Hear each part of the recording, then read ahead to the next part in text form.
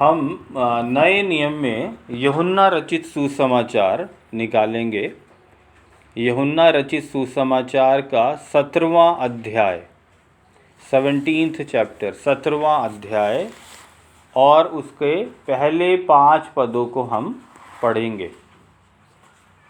यूहन्ना रचित सुसमाचार का 17 अध्याय, उसके 1 पद से 5 पद तक हम पढ़ेंगे। और यहाँ पर हम देखते हैं, ये जो हेडिंग है इस अध्याय के लिए, यीशु की महायाजकीय प्रार्थना। और जो पहला जो इसमें भाग है वो स्वयं के लिए प्रभु यीशु मसीह पिता परमेश्वर से प्रार्थना कर रहे हैं। और ये जो ये घटना है या ये जो प्रार्थना है, ये प्रभु यीशु मसीह के क्रूस में चढ़ाए जाने से पहले का ये एक घटना है, ये प्रार्थना है। और इसके विषय में हम पढ़ते हैं। तो यहाँ पर लिखा है यूहन्ना रचित सुसमाचार का 17 अध्याय 1 से 5 में ऐसा लिखा है, यीशु ने ये बातें कहीं और अपनी आँखें आकाश की ओर उठाकर कहा, हे पिता, वो घड़ी आ पहुँची है, अपने पुत्र की महिमा कर कि पुत्र भी तेरी महिमा करे, क्योंकि तूने उसको सब प्राणियों पर अधिकार दिया कि जिन्हें तूने उसको दिया है उन सब को वो अनंत जीवन दे। और अनंत जीवन ये है कि वे तुझ एकमात्र सच्चे परमेश्वर की और यीशु मसीह को जिसे तूने भेजा है जाने। जो कार्य तूने मुझे करने को दिया था उसे पूरा करके मैंने पृथ्वी पर तेरी महिमा की है। अब हे पिता, तू अपने साथ मेरी महिमा उस महिमा से कर जो जगत की सृष्टि से पहले मेरी तेरे साथ थी। परमेश्वर के वचन के पढ़े और सुने जाने में आशीष हो। यहाँ पर हम देखते हैं कि प्रभु यीशु मसीह ने पिता परमेश्वर से विनती की, क्योंकि वो मनुष्य रूप में थे।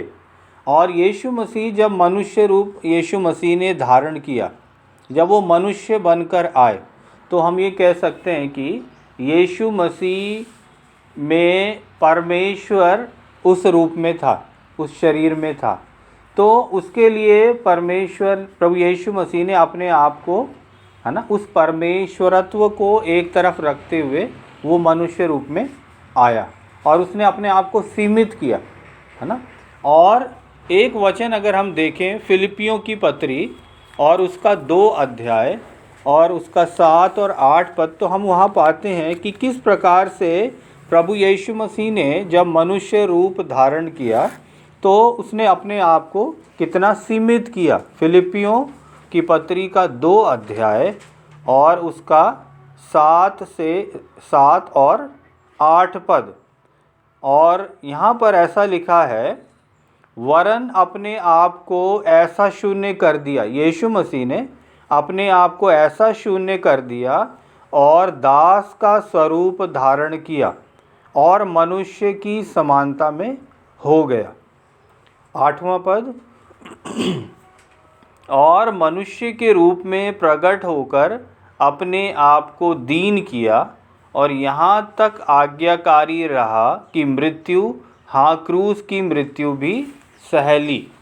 तो यहाँ पर प्रभु यीशु मसीह ने क्या किया, अपने आप को शून्य किया, तभी वो मनुष्य रूप धारण कर पाया। नहीं तो एक परमेश्वर का मनुष्य रूप धारण करना बड़ा मुश्किल है, क्योंकि वो असीमित परमेश्वर है ना, और मनुष्य सीमित है। तो परमेश्वर को अपने आप को सीमित करना पड़ा, है ना, शून्य करना पड़ा, तब वो मनुष्य की बराबरी में आया। तो हम ये देख सकते हैं कि परमेश्वर ने अपने आप को हमारे लिए कितना हमारे स्तर पर आया, मनुष्य बन गया, है ना। और जब मनुष्य बन गया तो उस महान योजना में प्रभु यीशु मसीह ने हमारे लिए अपने आप को बलिदान किया। वहाँ पर क्या लिखा है कि प्रभु यीशु मसीह ना सिर्फ मनुष्य बना, बल्कि पिता परमेश्वर का इतना आज्ञाकारी रहा कि उसने क्रूस की मृत्यु भी सह ली। मनुष्य बनकर और क्रूस की मृत्यु को भी सह लेना। और वो किसका? एक परमेश्वर होकर, तो मतलब अपने आप का इतना, है ना, उसने इतना अपना स्तर को इतना कम किया, है ना। तो परमेश्वर जो कि प्रभु यीशु मसीह हमारे लिए मनुष्य बना, और अब ये समय आ गया था यहाँ पर जब ये प्रभु यीशु मसीह इस प्रार्थना को कर रहे हैं, और वो कहते हैं वो घड़ी आ पहुँची है, अपने पुत्र की महिमा कर कि पुत्र भी तेरी महिमा करे, है ना। प्रभु यीशु मसीह ने पिता परमेश्वर की महिमा कैसे किया? उसकी आज्ञा को मानकर, जैसा पिता ने कहा प्रभु यीशु मसीह ने किया। हम परमेश्वर की महिमा कैसे करते हैं? जब हम परमेश्वर की आज्ञा को मानते हैं, जब हम परमेश्वर की इच्छा को पूरी करते हैं, जब हम परमेश्वर की मर्ज़ी को पूरी करते हैं, तो हम परमेश्वर की महिमा करते हैं। और जब हम परमेश्वर की महिमा करते हैं तो परमेश्वर हमें आशीषित करता है। यहाँ पर एक बहुत अच्छा उदाहरण यीशु मसीह का हम देखते हैं। वो आज्ञाकारी रहा, है ना। और ऐसा नहीं है ना, हम तो कई बार क्या हो जाता है, वचन पढ़ के वचन के अनुसार चल के कई बार हम लोग भी बोर हो जाते हैं, अरे, है ना, हमेशा ऐसे ही, है ना। तो थोड़ा बदलाव के लिए भी कई बार हम अपनी मर्ज़ी से भी कुछ करने लगते हैं, लेकिन हमें आज्ञाकारी बने रहना है, जैसे यीशु मसीह आज्ञाकारी बना रहा, है ना। और आगे अगर हम दूसरे पद को देखें तो क्या लिखा है, यूहन्ना का 17 अध्याय का दूसरा पद, यहाँ लिखा है, क्योंकि तूने उसको सब प्राणियों पर अधिकार दिया। प्रभु यीशु मसीह प्रार्थना कर रहे हैं पिता परमेश्वर से, और अपने लिए कहते हैं कि प्रभु यीशु मसीह को पिता परमेश्वर ने सब प्राणियों पर अधिकार दिया, है ना। प्रभु यीशु मसीह को सब प्राणियों पर अधिकार है, चाहे वो मनुष्य है या कोई अन्य प्राणी, उन सब पर प्रभु यीशु मसीह को अधिकार है। और फिर क्या लिखा है कि जिन्हें तूने उसको दिया है उन सब को वो अनंत जीवन दे। तो प्रभु यीशु मसीह को सब लोगों पर अधिकार है ना। और जी उठने के बाद प्रभु यीशु मसीह अपने चेलों से मिलते क्या कहते हैं कि स्वर्ग और पृथ्वी का सारा अधिकार मुझे दिया गया। किसको? यीशु मसीह को दिया गया, और किसी प्राणी को नहीं दिया गया, है ना। तो वो अधिकार किसके पास है? यीशु मसीह के पास है ना। और फिर अगर हम एक और वचन देखें, कुलुसियों की पत्री और उसका 2 अध्याय, कुलुसियों और उसका 2 अध्याय अगर हम पढ़ेंगे तो वहाँ हम पाते हैं कि प्रभु यीशु मसीह को ही सारा अधिकार दिया गया। 2 अध्याय का 15 से 17 पद, कुलुसियों का 2 अध्याय उसके 15 पद से अगर हम पढ़ें, 2 नहीं बल्कि 1 अध्याय, पहला अध्याय पढ़ेंगे। पहला अध्याय 15 से 17 तक में क्या लिखा है? वो तो अदृश्य परमेश्वर का प्रतिरूप और सारी सृष्टि में पहलौठा है। प्रभु यीशु मसीह के लिए क्या लिखा है? अदृश्य परमेश्वर का प्रतिरूप है। मतलब अगर हम देखें यीशु मसीह को तो हमने परमेश्वर को देख लिया, है ना। तो और क्या लिखा है 16 पद, क्योंकि उसी में सारी वस्तुओं की सृष्टि हुई। यीशु मसीह में ही सारी वस्तुएं बनाई गई हैं, और स्वर्ग की हो अथवा पृथ्वी की, देखी या अनदेखी, क्या सिंहासन, क्या प्रभुताएं, क्या प्रधानताएं, क्या अधिकार, सारी वस्तुएं उसी के द्वारा और उसी के लिए सृजी गई हैं। यीशु मसीह के द्वारा ही सब कुछ बनाया गया और यीशु मसीह के लिए ही बनाया गया है ना। सारी चीज़ें यीशु मसीह के द्वारा बनी और यीशु मसीह के लिए ही बनी है। फिर आगे क्या लिखा 17 पद, वही सब वस्तुओं में प्रथम है, पहला है। प्रभु यीशु मसीह ही सारी चीज़ों में पहला है और सब वस्तुएं उसी में स्थिर रहती हैं। सारी चीज़ें यीशु मसीह में ही स्थिर रहती हैं। सारी चीज़ों में अगर हम देखें, ये दुनिया अगर स्थिर है तो यीशु मसीह में स्थिर है ना। और अगर हमारा जीवन अगर स्थिर रहता है तो हम यीशु मसीह में स्थिर रहते हैं।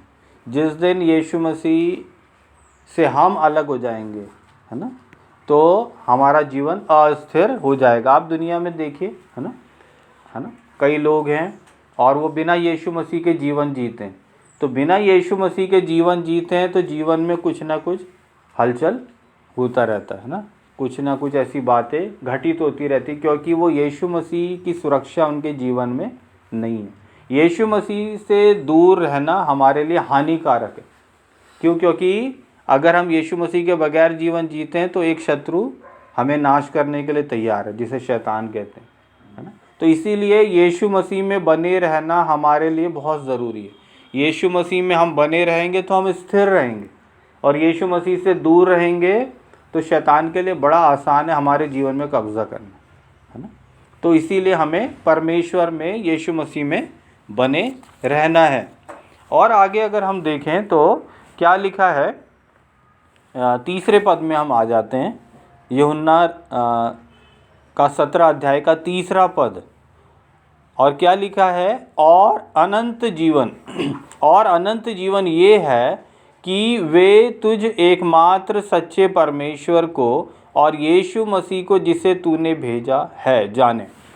तो यीशु मसीह हमें अनंत जीवन देता है ना। अनंत जीवन क्या है?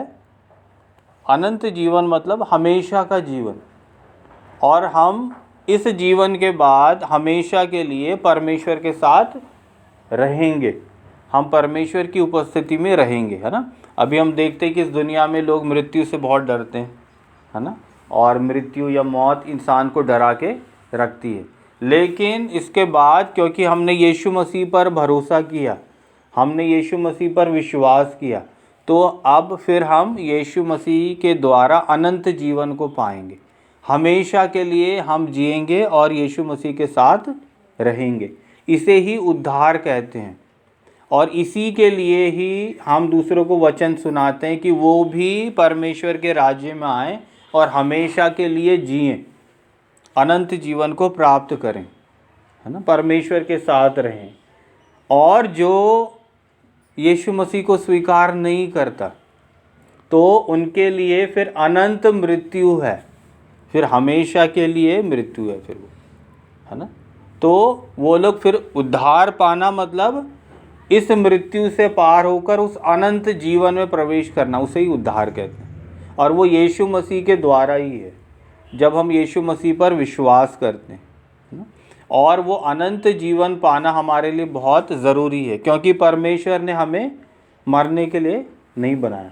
परमेश्वर ने हमें इसलिए बनाया है कि हम जीवित रहें, लेकिन उस जीवन को पाने के लिए हमें परमेश्वर पर विश्वास करना है, यीशु मसीह पर हमें विश्वास करना है।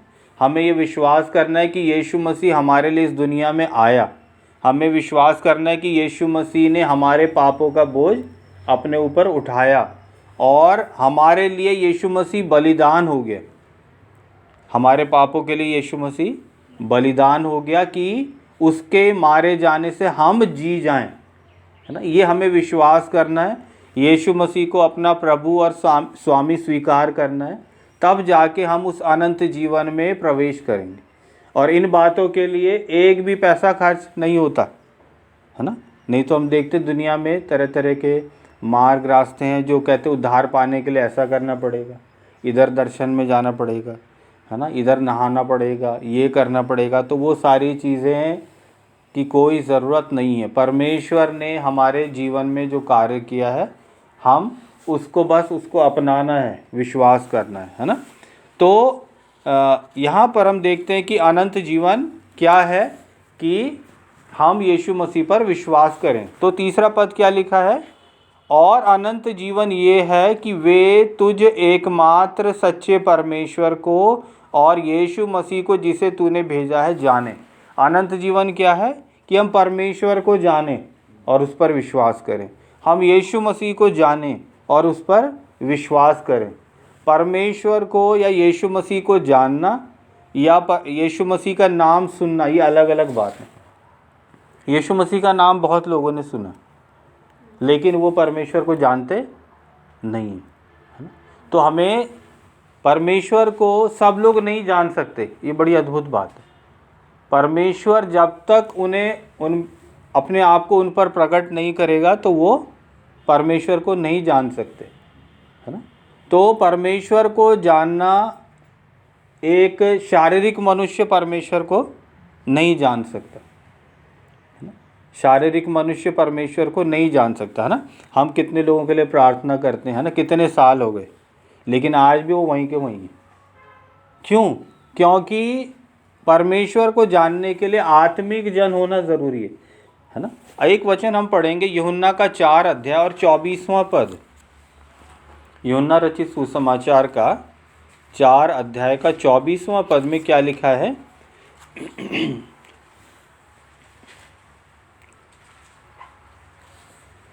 यहाँ पर लिखा है 4 का 24, यूहन्ना 4 का 24, परमेश्वर आत्मा है और अवश्य है कि उसकी आराधना करने वाले आत्मा और सच्चाई से आराधना करें।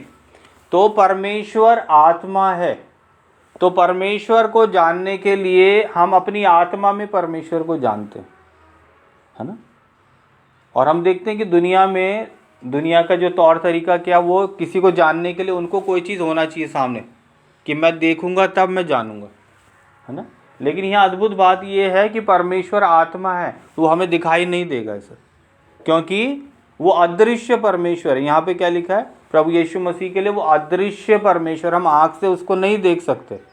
तो परमेश्वर को जानने के लिए हमें आत्मिक मनुष्य होना ज़रूरी है, हमारी आत्मा में बदलाव होना ज़रूरी है। तो जब हम आत्मिक रीति से ही परमेश्वर को जान सकते हैं, है ना। और जब हम अपनी आत्मा में अपने आप को समर्पित करेंगे परमेश्वर को, तो हम परमेश्वर को जान पाएंगे, है ना।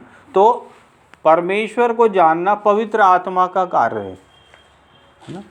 हमारे बस से की बात नहीं है, बस हमें समर्पण करने की ज़रूरत है। जो हमें कहा गया, हमें क्या करना है? हमें अपने आप को समर्पित करना है ना, तो हम उसको जान सकते हैं, है ना। तो लिखा है अनंत जीवन ये है कि वे तुझ एकमात्र सच्चे परमेश्वर को और यीशु मसीह को जिसे तूने भेजा है जाने। जानने का मतलब हम उस पर विश्वास करें, क्योंकि परमेश्वर को जानने के बाद, है ना, फिर वापस इंसान नहीं जाएगा, है ना। क्यों? क्योंकि परमेश्वर को जानना मतलब अपने बनाने वाले को, सृष्टिकर्ता को जानना, जिसने हमें बनाया, है ना। यीशु मसीह के द्वारा सब कुछ बनाया गया, तो उसको जानना। जितना ज़्यादा हम परमेश्वर को जानेंगे, हम अपने आप को जान पाएंगे, है ना। और जितना ज़्यादा हम परमेश्वर को जानेंगे, तो हमें लगेगा कि हम बहुत कमज़ोर हैं, है ना, हम बहुत निर्बल हैं और हमें परमेश्वर की ज़रूरत है। तो इसीलिए हमें परमेश्वर को जानने की ज़रूरत है कि हम अपने आप को जान पाएँ, है ना। हम हमारी कमज़ोरी क्या हम जान पाएँ, नहीं तो हमें नहीं पता लग पाएगा कि भाई क्या बात है, क्या कमज़ोरी है ना। हम लोग प्रार्थना कर रहे हैं, हम लोग दुआ कर रहे हैं, हम लोग सब कुछ कर रहे हैं, लेकिन क्यों ये परिस्थिति दूर नहीं हो रहा, क्यों ये परेशानी कम नहीं हो रहा, है ना। तो वो उसके लिए हमें परमेश्वर की नज़दीकी में जाने की ज़रूरत है। परमेश्वर की नज़दीकी में जाना हमारा निर्णय, हमें वो कदम उठाना है ना। परमेश्वर ज़बरदस्ती किसी को खींचता नहीं है अपने पास, वो अंधकार की ताकतें खींचती, दुष्ट आत्मा खींचती है ना। अगर आप उस रास्ते से और उसके आसपास से जाएंगे, तो आप जितना बचना चाहेंगे वो खींचेगी, है ना। लेकिन परमेश्वर जो कि हमारा बनाने वाला है, हमें अपनी ओर, है ना, वो अपनी ओर लेके आएगा जब हम अपने आप को समर्पित करेंगे, है ना। तो ये हमारी इच्छा पर निर्भर है, तो हमें अपनी इच्छा को परमेश्वर के अधीन करने की ज़रूरत है। अगर हमें आशीष पाना है, तो हमारी इच्छा को हमें परमेश्वर की अधीनता में लाने की ज़रूरत है। अच्छा, चौथा पद में हम आ जाते हैं। 17 यूहन्ना 17 का 4 पद में क्या लिखा है? जो कार्य तूने मुझे करने को दिया था, उसे पूरा करके मैंने पृथ्वी पर तेरी महिमा की है। प्रभु यीशु मसीह पिता परमेश्वर से प्रार्थना कर रहे हैं कि पिता, जो काम तूने मुझे सौंपा था, मैं अब उस काम को पूरा करके मैंने तेरी महिमा की है। तो यीशु मसीह को पिता ने जो काम सौंपा, परमेश्वर ने यीशु मसीह को वो काम यीशु मसीह ने पूरा किया। परमेश्वर ने हमें भी काम सौंपा है, क्योंकि हमने यीशु मसीह पर भरोसा किया, तो हमें भी काम सौंपा है, तो हमें भी उस काम को पूरा करना है। और काम क्या सौंपा है? कि हम गवाह बने, हम उसका सुसमाचार प्रचार करें, और जब हम ऐसा करते हैं तो परमेश्वर हमें आशीषित करता है ना। हम परमेश्वर को आदर देते हैं और उससे बदले में हम आशीषों को पाते हैं, है ना। और अगर हम परमेश्वर को आदर नहीं देंगे, अपने में उलझे रहेंगे, है ना। कई बार हम अपने में ज़्यादा उलझे रहते हैं और जितना हम अपने बारे में सोचते हैं परेशानी कम नहीं होती, लेकिन जब हम परमेश्वर के बारे में सोचते हैं तो परेशानी कहाँ चली गई तो हमें पता नहीं चलता। वो कैसे होता है वो परमेश्वर ही जाने, है ना। वो हमारी समझ से भी परे है, पर ये एक ऐसी अद्भुत बात है जो हम देखते हैं, है ना। और नहीं तो हम दौड़ते रहेंगे दुनिया में, है ना। भाई ये चीज़ है वो चीज़ है ना। उन सारी चीज़ों के पीछे हम दौड़ते रहेंगे और शैतान भी वो खिलौना जैसा है ना। खिलौने के पीछे बच्चे दौड़ते रहते हैं तो ऐसे ही दौड़ाता रहेगा हमें। पर जिस दिन हमने वो सारी चीज़ों का बोझ परमेश्वर पर छोड़ दिया, उसी वक्त हम आशीषों को पाएंगे, है ना। ये बड़ी अद्भुत बात है। और आगे अगर हम देखें तो एक वचन यूहन्ना का पहला अध्याय का 29 यूहन्ना रचित सुसमाचार का पहला अध्याय और उसका 29 पद में क्या लिखा है।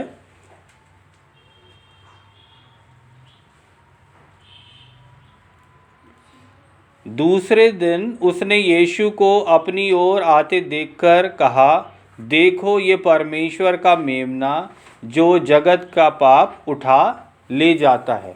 तो जो काम यीशु मसीह को सौंपा था, क्या काम था कि वो एक उद्धारकर्ता के रूप में इस दुनिया में आए, है ना। यीशु मसीह को पिता परमेश्वर ने जो काम सौंपा कि वो उद्धारकर्ता बनकर इस दुनिया में आए, और वो उद्धारकर्ता कैसा था कि दुनिया के पापों का बोझ अपने ऊपर उठा के ले जाए, जिसको यीशु मसीह ने उस कार्य को पूरा किया। यीशु मसीह वहाँ से, है ना, बिना पूरा किए उस काम को वो नहीं हटा। तो वैसे ही हमें भी जो काम सौंपा है हमें उसको पूरा करना है ना। और हम कोई बहाना नहीं कर सकते, हमें नहीं करना चाहिए। लोग बहाना तो करते हैं, है ना। लोग बहुत बहाना करते हैं, लेकिन हमें नहीं करना है ना। जो काम परमेश्वर ने सौंपा है हमें उसको करना है। और परमेश्वर सबको काम नहीं सौंपता, है ना। परमेश्वर सबको काम नहीं सौंपता। परमेश्वर के प्रति जो विश्वास योग्य रहता उसी को काम सौंपता। तो हमें परमेश्वर के प्रति विश्वास योग्य रहना है ना। और जब हम ऐसा करते हैं तो परमेश्वर हमें आशीषित करता है। और एक और वचन जो इसमें है 17 यूहन्ना 17 का 5 पद में क्या लिखा है। अब हे पिता, तू अपने साथ मेरी महिमा उस महिमा से कर जो जगत की सृष्टि से पहले मेरी तेरे साथ थी। प्रभु यीशु मसीह कह रहे हैं कि क्योंकि जब मनुष्य बना तो अपनी महिमा को उसने किनारे रख के अपने आप को शून्य कर दिया था यीशु मसीह ने, है ना। लेकिन अब क्या कह रहा है कि अब मैंने जो काम तूने मुझे सौंपा था वो मैंने पूरा कर लिया। और अब क्या कर, वो महिमा जो मनुष्य रूप धारण करने से पहले, जगत की सृष्टि से पहले मेरी तेरे साथ ही, उस महिमा को, है ना, अब मुझे दे। मतलब अब प्रभु यीशु मसीह कह रहे हैं कि मैंने अपना काम पूरा किया। तो हमें भी इस दुनिया में परमेश्वर ने जितना समय दिया है, अभी हम हमेशा के लिए दुनिया में नहीं है, हमें मालूम है ना। हाँ, जो भी मनुष्य आया है तो एक दिन उसको जाना है ना। कोई पहले जाएगा, कोई बाद में जाएगा। और जब उससे पहले क्या हम परमेश्वर को ये बोल पाएंगे कि परमेश्वर जो काम तूने मुझे सौंपा था मैंने उसको पूरा कर लिया, है ना। तो वो हमें परमेश्वर से बोलना, बातचीत करना है। और अगर पूरा नहीं किया, परमेश्वर ने काम सौंपा था तो वो काम वैसा कहीं पड़ा रह गया तो हम उसको कुछ बोल नहीं पाएंगे, है ना। और अगर हमने काम अपना जो सौंपा था पूरा नहीं किया तो परमेश्वर उससे खुश नहीं होगा, है ना। हमारे जीवन का पहला मकसद ये होना चाहिए कि हम परमेश्वर को खुश रखें। कई बार हमारे जीवन का सारा समय परिवार को ही खुश रखने में चला जाता है ना। परिवार को ही खुश रखने में चला जाता है। भाई ये परिवार फिर भी खुश नहीं होता है ना। तो यहाँ पर परमेश्वर का वचन ये कहता है कि हमारा पहला उद्देश्य है कि हम परमेश्वर को खुश रखें। ठीक है, जब हम परमेश्वर को खुश रखेंगे तो सारी चीज़ें अपने आप ठीक होती चली जाएंगी। और वैसे भी हम सबको खुश नहीं रख सकते, है ना। सबको प्रसन्न रखना हमारे बस की बात नहीं है। हमारे लिए परमेश्वर ने जो काम सौंपा है कि हम उसको खुश रखें बस, है ना। उसमें परेशानी आएंगी, क्योंकि जब आप परमेश्वर को खुश रखेंगे तो, है ना, दुनिया की ताकतें, वो परिवार के रूप में, है ना, दोस्तों के रूप में, समाज के रूप में, आप समाज को भी फिर खुश नहीं रख पाएंगे, है ना। क्योंकि कई ऐसी चीज़ें परमेश्वर जो चाहता है समाज वो नहीं चाहता, है ना।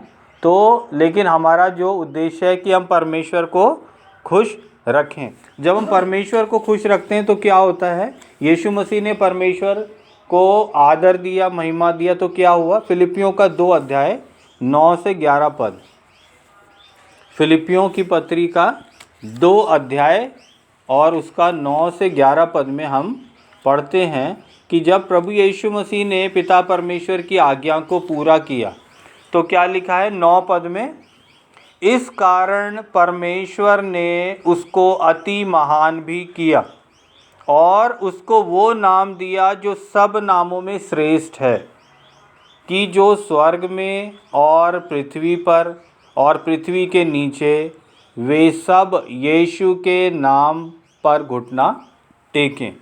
और 11वां पद, और परमेश्वर पिता की महिमा के लिए हर एक जीव अंगीकार कर ले कि यीशु मसीह ही प्रभु है। जब यीशु मसीह ने पिता परमेश्वर की आज्ञा का पालन किया तो परमेश्वर ने भी यीशु मसीह का नाम अति महान किया, उसका नाम सब नामों में श्रेष्ठ किया, उसको वो नाम दिया जो सब नामों में श्रेष्ठ है। यीशु मसीह का नाम सब नामों में श्रेष्ठ है, सब नामों में उत्तम है। हम देखते हैं दुनिया में बहुत नाम है ना, ये नाम वो नाम, कोई कोई नाम ले लेता है कोई, उन सब नामों के ऊपर यीशु मसीह का नाम है, क्योंकि वो नाम पिता परमेश्वर ने दिया है यीशु मसीह को। क्यों? क्योंकि यीशु मसीह ने पिता परमेश्वर की आज्ञा का पालन किया, है ना। और फिर क्या लिखा है कि वो नाम कैसा है, कि जो स्वर्ग में और पृथ्वी पर और पृथ्वी के नीचे, तीनों लोक, स्वर्ग, पृथ्वी और पृथ्वी के नीचे पाताल, तीनों लोकों में यीशु का नाम श्रेष्ठ है ना। नीचे पाताल लोक में भी, है ना, कई ऐसे, है ना, जो लोग अभी विश्राम कर रहे हैं तो वो नीचे ही हैं, उनमें बड़े बड़े महापुरुष भी होंगे, है ना, एक से बढ़कर एक होंगे, जो अभी, है ना, उनकी आप मूर्तियाँ वगैरह देखते हैं सब चौकों में, है ना, वो लगाए रहते हैं, वो सब अभी नीचे ही हैं पाताल लोक में। पृथ्वी पर हम लोग चलते फिर रहे हैं अभी, तो यहाँ पर भी चाहे सरकार हो, कोई नेता हो, सब नामों के ऊपर यीशु का नाम है। और स्वर्ग में तो है ही, क्योंकि वहाँ पूरा भी परमेश्वर का ही राज्य है ना। तो तीनों लोकों में प्रभु यीशु मसीह का नाम श्रेष्ठ है। चाहे कोई भी नाम बोले, है ना, लोगों को सब ज़बरदस्ती बुलवाते, बोलो जय, ये उन सब नामों से ऊपर यीशु मसीह का नाम, है ना। चाहे अभी कोई ज़बरदस्ती बुलवा दे, लेकिन बाद में एक दिन क्या होगा, है ना। क्या लिखा है कि जो स्वर्ग में और पृथ्वी पर और पृथ्वी के नीचे है वे सब यीशु के नाम पर घुटना टेकेंगे, सब घुटना टेकेंगे। और क्या लिखा है 11 पद, और परमेश्वर पिता की महिमा के लिए हर एक जीव अंगीकार कर ले कि यीशु मसीह ही प्रभु। ये सब यीशु मसीह को प्रभु स्वीकार करेंगे, क्योंकि उनके पास फिर और कोई चारा नहीं है, है ना। तो हम यहाँ देखते हैं कि हमारे लिए सब कुछ यीशु मसीह है, सारी चीज़ें वचन में दे दी गई हैं। तो इसीलिए हमें किसी भी अंधकार की ताकत से डरने की ज़रूरत नहीं है, हमें कोई और ताकत से डरने की ज़रूरत नहीं है, क्योंकि यीशु मसीह का नाम सब नामों में श्रेष्ठ है। पिता परमेश्वर क्या चाहता है कि हम अनंत जीवन पाएं, हम परमेश्वर को जानें, हम यीशु मसीह को जानें। परमेश्वर को कैसे जानेंगे? हमारे आत्मिक जीवन में, अपनी आत्मा में हम जानेंगे, क्योंकि हम देख नहीं सकते। हमने उसके वचन में पढ़ा तो हम अपनी आत्मा में उसको जान पाएंगे, है ना, क्योंकि वो अदृश्य परमेश्वर है। हमने पढ़ा परमेश्वर आत्मा है, तो हमें उसका कोई शक्ल सूरत फोटो कैलेंडर पिक्चर नहीं उससे हम जानेंगे, ऐसी बात नहीं है। हम आत्मा में जानेंगे, तो आत्मा में मजबूत होना ज़रूरी है। तो कैसे होंगे? हमें बाइबल पढ़ना है, प्रार्थना करना है। जब हम ऐसा करेंगे तो परमेश्वर की सामर्थ हमारे जीवन में उतर आएगी, है ना, परमेश्वर की सामर्थ हमारे जीवन में उतर आएगी। और हम देखते हैं कि जब हवा चलती है तो हवा चलती है लेकिन हम देख नहीं पाते, महसूस करते हैं, पत्ते हिलते हैं, ये सारी चीज़ होती हैं। तो परमेश्वर का कार्य ऐसा ही है, परमेश्वर समझो ऐसा ही है। हम महसूस करेंगे, हम देख नहीं सकते। जो हम महसूस करेंगे अपनी आत्मा में, हम दूसरों को बता सकते हैं, क्योंकि वो अदृश्य परमेश्वर है ना। हम आँख से नहीं देख सकते, है ना। तो परमेश्वर को हम धन्यवाद देंगे कि परमेश्वर ने हमें ऐसा अनुग्रह दिया कि हमने उसके वचन में इन बातों को पढ़ा है, और ये वचन हमें अपने जीवन में लागू करना है और दूसरों को भी हमें बताना है ना। एक और अद्भुत बात जो हमें जानने की ज़रूरत है कि जब हम यीशु मसीह पर विश्वास करते हैं, यीशु मसीह के पास आते हैं, तो ये बात ऐसा नहीं है कि सारी चीज़ें आराम से हो जाती हैं। यीशु मसीह के पास आएंगे तो सारे दुख दूर हो जाएंगे, तो ऐसा नहीं है। जब तक इस दुनिया में है तब तक हमें लोगों के साथ जीना, क्योंकि ये दुनिया श्रापित है ना। तो इस दुनिया में हमें दुख उठाना पड़ेगा, है ना। तो इसीलिए अगर कोई कहे हम यीशु मसीह के पास आओ तो सारे दुख दूर हो जाएंगे, तो नहीं, ऐसा नहीं होता। दुख नहीं दूर होते, पर अनंत जीवन मिलेगा। वो इस जीवन के बाद का जीवन है ना। लेकिन इस दुनिया में हमें दुख उठाना पड़ेगा। हम बीमार भी होते हैं, मैं भी देखो पिछले हफ्ते पूरा बीमार रहा, तकलीफ़ में रहा, है ना। ऐसा नहीं है कि अब बीमार नहीं पड़ेंगे, मैंने बपतिस्मा ले लिया अब मैं बीमार नहीं पड़ूंगा, नहीं, ऐसा नहीं होता, है ना। पर यीशु मसीह की सामर्थ हमारे जीवन में कार्य करती है। फिर मैं चंगा भी हुआ, हम लोग चंगे भी होते हैं, है ना। अंधकार की ताकत से परमेश्वर हमें बचाता है ना। तो ये सारी चीज़ हमें जानने की ज़रूरत है, हमें गलत फहमी में जीने की ज़रूरत नहीं है। और आजकल बहुत सी ऐसी झूठी शिक्षाएं हैं कि आप यीशु मसीह के पास आओ तो सारे दुख दर्द दूर हो जाएंगे, नहीं तो पूरी दुनिया अभी यीशु मसीह के पास आती, तो ऐसा नहीं होता, है ना। यीशु मसीह उद्धार देने आया तो हमें उद्धार पाना है। यीशु मसीह अनंत जीवन देने आया तो हमें अनंत जीवन पाना है। और वो अनंत जीवन इस जीवन के बाद है। इस जीवन में अभी हम एक श्रापित दुनिया में रहते हैं, तो यहाँ पर कुछ अच्छा नहीं है, लेकिन वो एक दिन आएगा, है ना। वो मृत्यु को भी ख़त्म कर देगा, मृत्यु को भी नरक की आग में डाल देगा जब प्रभु यीशु मसीह आएगा, तो, है ना। तो इसीलिए इस दुनिया में हमको एक वास्तविक जीवन जीना है। यीशु मसीह खुद, है ना, उनको क्रूस पर लटकाया गया, तो, है ना, और फिर क्या हुआ, मृत्यु हुई, है ना। तो वो परमेश्वर था, लेकिन हमारे पाप की वजह से उसने वो दुख उठाया, लेकिन फिर उसके बाद तीसरे दिन मृतकों में से जी उठा। वैसे ही हम भी जी उठेंगे और हमेशा के लिए उसके साथ रहेंगे, है ना। ये चीज़ हमें बहुत ध्यान से याद रखने की ज़रूरत है ना। तो इसीलिए मृत्यु के समय, है ना, हमारे प्रियजन या विश्वासी लोग जब इस दुनिया से चले जाए तो कोई ज़रूरत से ज़्यादा रोना गाना का ज़रूरत नहीं है ना। रोना गाना कब होता है, बस अब तो ख़त्म।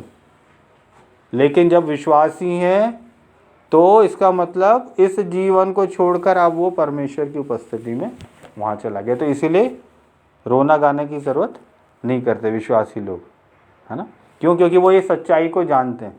पर जो नहीं जानते उनके लिए बस ख़त्म, है ना, सब कुछ दी एंड उनके लिए, पर हमारे लिए नहीं है।